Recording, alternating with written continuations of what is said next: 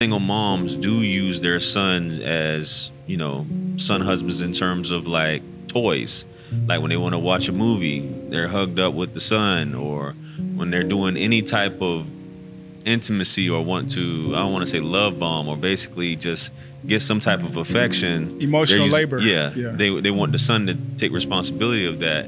And even going as far as dressing the son up like, their man. They want him looking fly, so on and so forth. And this I'm winning. I'm winning. I'm winning. I'm winning. I'm winning. I'm winning. Elevation Nation Conversations, God Body Sean. All right, what's going on? Elevation Nation Conversations, God Body Sean, that's me. Elevation Nation Tribe, that's you guys. Group of like-minded individuals that want to elevate and grow and learn from topics and discussions and issues and apply it to your life and see how we can make it better. Make all of our individual lives better. You know what I'm saying? So we talk about the bullshit on this channel too. We talk about the sports and the entertainment and all that, but we also like to talk about topics that we can dig deep into and grow from. This video right here, man, I saw it on this brother's channel. I don't know his name, but the name of his channel is We Need to Talk. And he was having a panel discussion with some other guys and some other ladies. And they were basically talking about how the black community holds mothers and grandmothers and women up to this standard of you can't touch or talk about them, when a lot of the trauma that a lot of kids have, girls or boys, stems from their mothers. Sometimes their mothers were toxic and they were not well, or they were dysfunctional. So they talk about this, and they talk about how some of the things that we're going through can be attributed to our mother and not just our father not being there. Some things, we went through because of the mom. The mom wasn't correct and she wasn't right, and she kind of, poured some toxicity into our lives, maybe willingly or unwillingly, and didn't know, but it's a fact of life. So hit that like, share, subscribe button, drop a comment in the comment section. Let's listen to them, and we'll come back and we'll talk about it. It's a good conversation. I'll talk to y'all in a minute. she wasn't a loving mother. She was physically abusive. I mean, what they say, you get your ass whipped down here, you grow it up. She was verbally abusive. She, exactly what you said in terms of, you couldn't have picked me a better father to be here. You purposely chose a married man to have a baby by. My mother had me at the age of 14. Woo. Right? At the age of 14. She had you, so that means she was pregnant at 13. Yeah. So she had me at the age of 14. At the age of 15, she was a heroin addict. So just imagine growing up where your mother, your biological mother, who's supposed to be the first state of nurturing to you, is not that. I had distrustful women my whole life. There was never trust. If the person that can bring me into the world abandoned me in that way, how could I trust a woman who says she loved me? That impacted my whole life to this day. If you ask me, do I trust a woman? I tell you, hell no. JR, did you see the video about the little boy who pushed his mom from twerking on somebody? Yeah. Have you guys seen the video? Mm-mm. All right, so to put it in the short version, there's this little kid. I think he's like 10, right?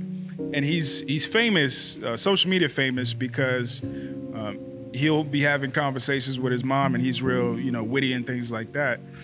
So they were attending this YouTube event / adult prom looking thing, and his mom was just, I don't know if she was drunk, high, whatever, but she was having a good time just twerking, throwing it back on this other YouTuber, and he was filming while she was throwing it back, and the little boy ran in and pushed her off of him, and he started crying because he was so embarrassed.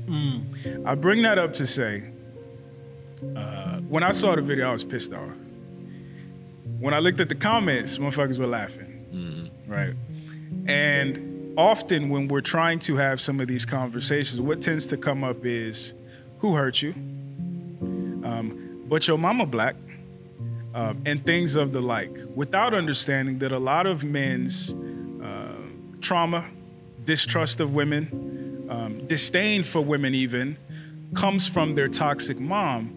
And some of women's trauma comes from their toxic mom as well. But I think we overemphasize male toxicity. My dad wasn't there. And we don't talk enough about female toxicity. She couldn't pick a better father for me. The son-husband complex, you know, coming in to defend his mom, whether the father is nowhere to be seen and he's that de facto hubby or emotional tampon, for lack of a better term. He's seeing this is my mom. I share these because he might be mama's boy or what. And that was a point that he said back there. I think a lot of people missed, but he was saying a lot of times women like to use triggering words to men if they don't date black women, or if they're not, you know, marrying black women and things like that. And the first things they'll say is, you don't like black women, or you don't like your mom, or somebody hurt you. And that woman that's saying that to that man, she really doesn't understand and know that, yeah, that's true. He was hurt by his mother. He you know, his mom didn't raise him correctly. She wasn't raising him with nurturing and love and caring. He saw his mom, you know, maybe sleeping around or doing whatever she had to do to survive, you know, or whatever it was. But so now he's distrustful of black women. So sometimes, yeah, those black men, they don't like their mothers. You know, they hate their mothers. Their mothers put them through abuse, or, you know, kept them from their dads, or the dad wasn't around, or whatever. So yeah, sometimes that can be true, and there's nothing wrong with standing in that truth and saying, yeah, I don't like my mother. I didn't like my mother. So I don't want to date anybody that resembles her or reminds me of her. And that's just a basic truth of it, and that's fact, you know, and they spoke on that. And I think a lot of women, when they use those words towards men, black men, they don't understand that, yeah, that might be some truth to that, as well as some of the women not even understanding that some of their negative and their bad traits they got from their mother. And, you know, it's not good. It's not a good situation. 2 Chainz say a titty boy or whatever. He's just used to being around his mom and don't want no man touching her. And that's probably what he's become used to. You glorifying modern day prostitution, but you might not think so. You know, you always talking about what a man got to do for you, how he got to come to the table, what he got to provide. You pretty much saying I'm fucking for money, but you ain't saying that. But there's so many ways you're saying it.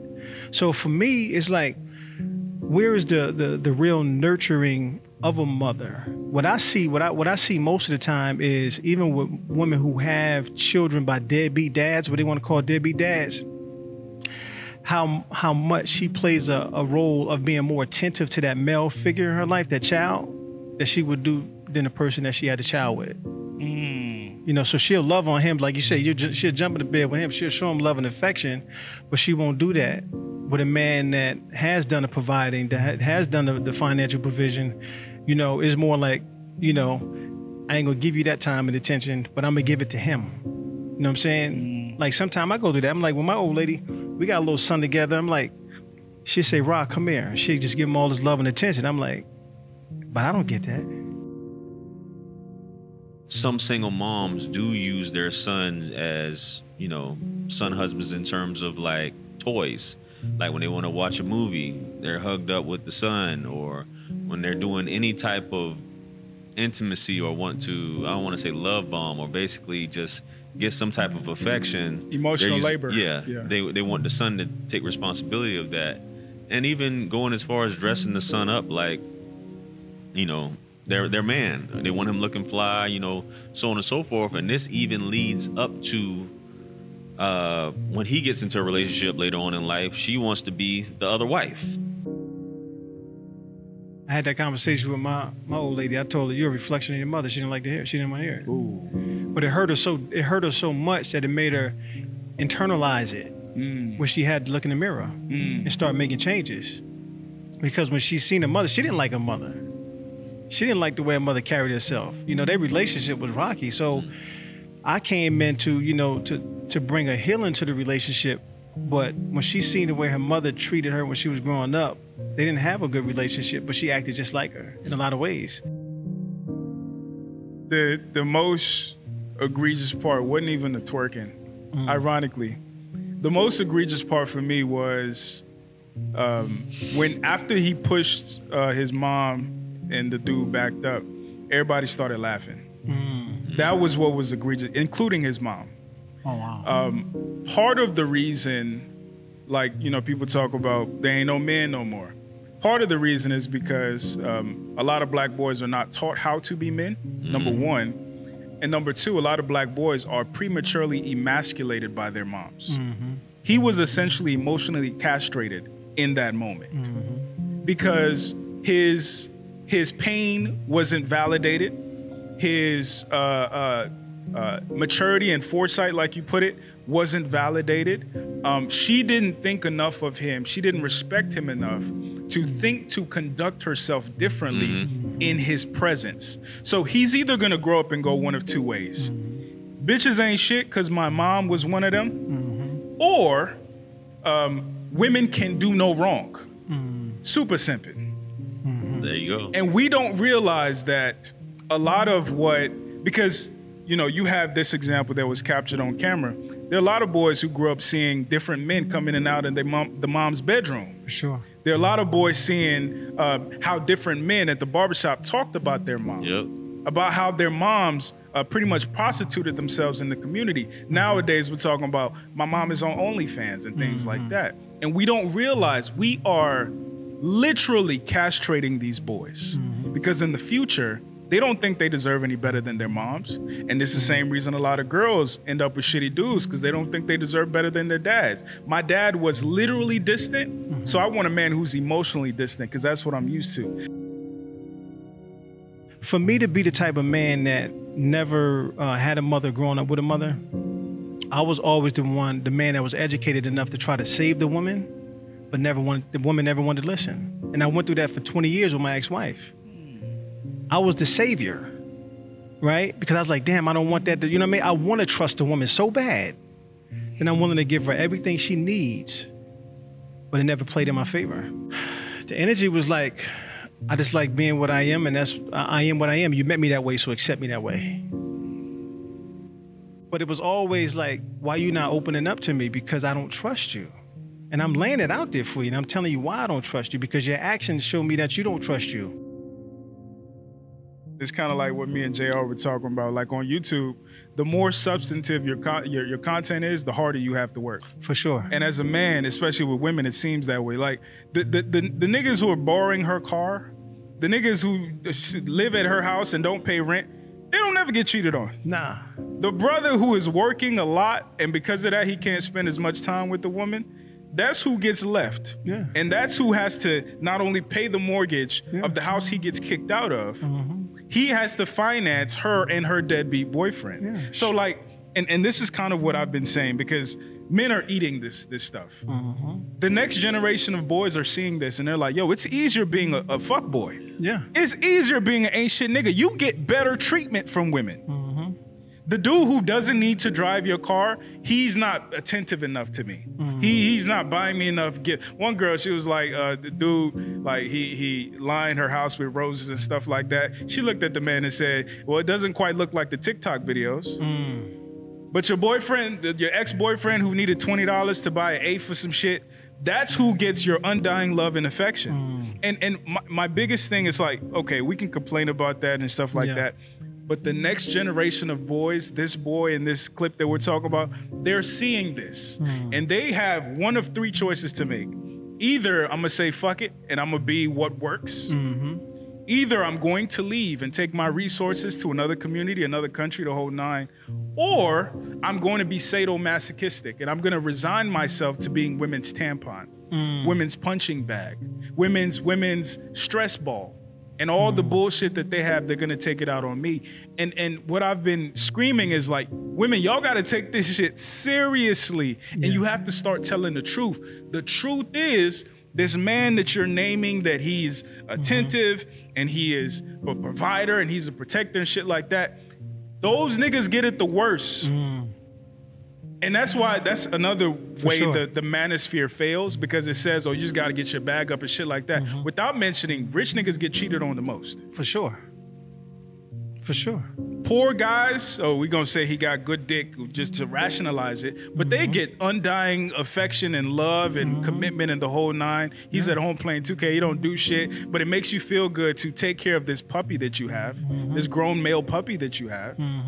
But versus a man who, if you could only empathize with the root of what caused his disposition and what maintains his need to be stoic in the whole nine, you would get the sun, the moon, just like you said last time, from this man. But again, there's that disconnect, and it pisses me off sometimes. Like, no. But it seems like that empathy isn't there. But to jump to you, JR, man, what was there something that you observed from your mother?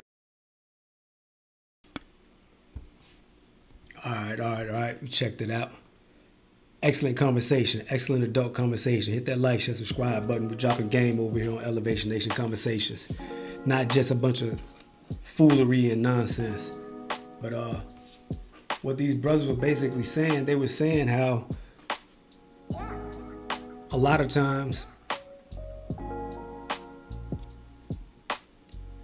how young men come up, or their thought process, or how they act and how they present themselves has been shaped and molded by the dysfunction of their mother. The mother was dysfunctional. Like you can see right in this little video clip right here. She has her son with her. Look like he's no more than about, I don't know, 10 or 9. She's twerking with some man being sexual on her ass. And the son, all the son knows is, hey, that's my mama. What you doing? You know, you ain't my daddy. And he goes to stop it, and all the other people, you know, the women and all that are laughing. So all the other women are laughing at this young man trying to protect his mom from what looks like, you know, damn near sexual assault from some man that he don't know. And he, you know, the son rushes in like he's her husband or he's a protector when he's only 9 or 10 years old. And they're all laughing at him saying, oh, this is so cute, or this and that. And the son doesn't even realize and understand, like, you know, what the fuck y'all find so funny? This is my mama. This man is bouncing and gyrating on my mama. But at no point in time did the mom think to grab her son, hug her son, and say, you know, just give him some love and, you know, thank you, son, and, you know, or not even be doing that in front of a child. So she didn't even have the wherewithal to not even conduct herself like that in front of her child. So a lot of times when women talk about the athletes and the entertainers and things like that, of when they get money and when they get into positions of power or just, you know, a little bit of money, whatever, why they go to other cultures or other ethnicities. It's because, like that situation, they were raised by moms that really shouldn't have been moms, had no loving, nurturing skills and teaching skills, and they raised them incorrectly. So they don't, now the athletes and the young men, they don't want anyone that's a reflection of their mother, because they have trauma that they have from being a childhood dealing with that mother, dealing with their mother. And they don't want to date any women that remind them of her, because they don't want to go through that trauma and that quote unquote abuse. And a lot of women can say the same thing as well. A lot of women that are toxic or that have bad character traits and things like that, they have gotten those from their mother, because their mother would act like that or conduct themselves like that or carry themselves like that. And that reflects on the child, and the child sees that, and then the child starts acting like that. They start mimicking those actions. And that's definitely true, even in my case. I have a hard time trusting women. I mean, it takes a while, but that's because I saw my mom cheat on my dad. My dad, from what I can see, because I was a kid, but I never saw my mom and dad arguing. I never saw them fighting. I never saw none of that. My old man was a college football player. Went to college for computers back in the 80s or whatever. And he was basically a square. You know, he didn't smoke. He didn't really party or anything like that. And my mom was more on the opposite side. My mom was a partier. She liked to drink, all that. So I was like, damn, they total opposites. I don't see how they even got together and made it together, but they did. But the thing was, my mom wound up cheating on my dad with a jailhouse nigga, with a nigga that was, you know, lifting weights and, you know, was some pump dudes coming out of jail, smoker, drinker, partier. He was a DJ or some dumb shit. Had nothing going on for him. And my mom cheated on my dad with this nigga, this, you know, piece of shit. He used to whoop my mom ass, used to fight her. He was an uneducated motherfucker. I never liked that dude. Never liked that dude. His name was Demon. I think that, yeah, I was like, damn, his name is fucking Demon. You know what I'm saying? That was some shit right there. So I was like, what the fuck? So seeing my mom cheat on my dad like that, and I'm like, damn, my dad was doing everything he could for giving her houses, cars, all of that. You know, she really didn't have to work. You know, my dad wasn't coming home drunk. He wasn't, you know, he was working, bringing money home. We was going on trips and shit like that. And my mom cheated on him for the gangster thug nigga. You know what? I'm gonna do a video about that a little later. Another topic: how women choose these men over this man, the educated man over the street, you know, dude or whatever, and what's the rationale behind that. But seeing that, and I didn't even realize that till later in life until I got older.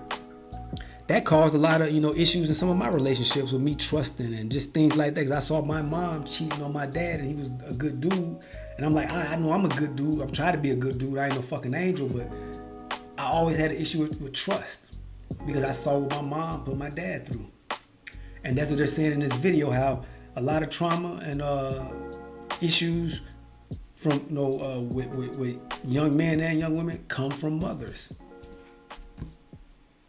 You know, it's a learned behavior, and we see things that our mom or parents do, and we latch onto those traits and we carry those, and we start to display those traits.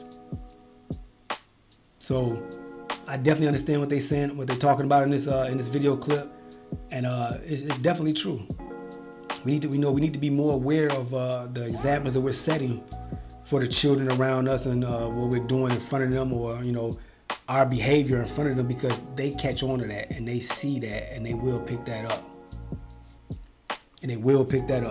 So definitely a good video, man. Hit that like, share, subscribe button. I appreciate y'all for rocking with me and checking it out. Check y'all on the next one, Elevation Nation Tribe. The channel is growing. I appreciate y'all rocking with me. We're going to continue bringing good content, good topics to talk about, good discussions where we can learn something, grow, and develop from, and elevate, and keep building and growing. God Body Sean, that's me. I'm going to check y'all on the next one. Peace, and I'll see y'all later. I'm winning. I'm winning. I'm winning. I'm winning. I'm winning. I'm winning. Elevation Nation Conversations. God Body Sean.